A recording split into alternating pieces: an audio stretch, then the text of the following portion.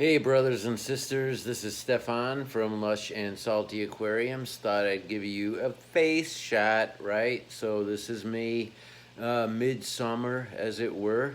I'm sitting in my office slash fish room slash end of the kitchen, and I thought I don't have a specific topic in mind, and frankly that's why I'm showing myself, because I don't have what I consider something new and different to talk about today, but things change on a dime in Fishland, and just like they do in real life. And so I wanted to just touch on a few things, as well as give you a little 411 on my visage.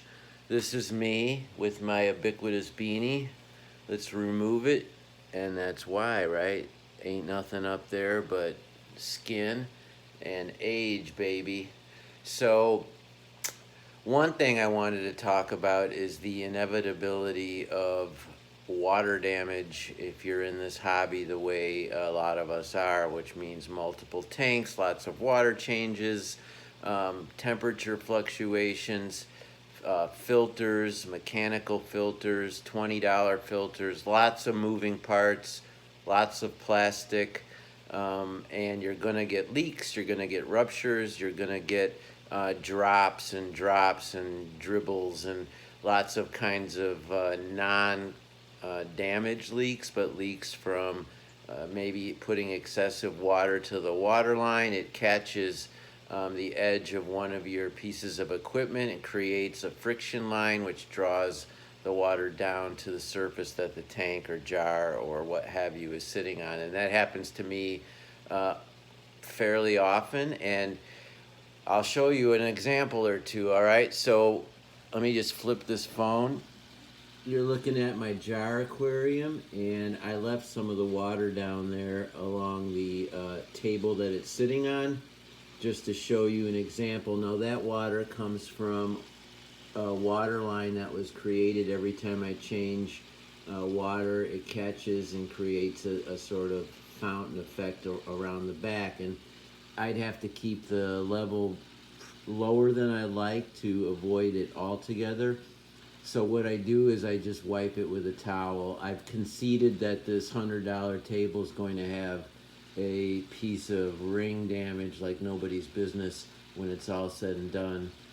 But you concede certain things for this hobby, and that table is one of them. Who knows, I could be surprised, and maybe just some sanding and we'll be good to go, but I doubt it. Water can be quite damaging over time. Fresh water, but especially salt water, and that's a whole other thing, because you get salt creep with that, and I do have issues on my other saltwater tank. On this one, I'm using sort of a plastic kind, and here it's not of consequence. Water, it's plastic. I got it sitting on a cutting board. Nothing can go wrong. My floor is a hard tile. Nothing can go wrong unless it sits with sediment and then creates a long-term stain, maybe rust, and that has happened, but and I'll show you an example of that. So down on the table here, you see some yellowing around each of these legs. My guess is water periodically was leaked and fell down and created a long water line. And there it was. It touched metal, which touched the floor and rusted. Over here, this table is metal. It's a great kind of faux vintage metal table. I mean, look at that rust back in there. That's epic. I conceded that a long time ago. So what I'm going to do is, when we eventually move, I'm going to sand the shit out of this desk, probably either put a mat over it if I don't have aquariums, or just do it again, right? And I've conceded even this beautiful table to the hobby. All right, so now I'm going to flip around again. Sorry, I don't do editing on YouTube. These videos as it is, chewing up a lot of clock. I hope you don't mind, and I beg your pardon. So water damage is as inevitable as the tides, so to speak. But it should not deter you from the hobby. Obviously, using surfaces that are resistant, plastic. There's all sorts of ways you can protect the surface, and some of them are super obvious. And the first line of defense is don't put your aquarium on anything particularly valuable or delicate. You're just asking for trouble. This tank came with a wood kit, and so it fits its form fit, and so water doesn't tend to get to the undercarriage.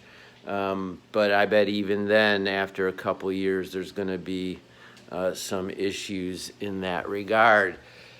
Well, that's a peek into my little world, my watery little world, and I hope you're having a good day. And what can I say? Keep your hands in the tank, but when you do, be careful for the overflow because that can create water damage. Ciao for now.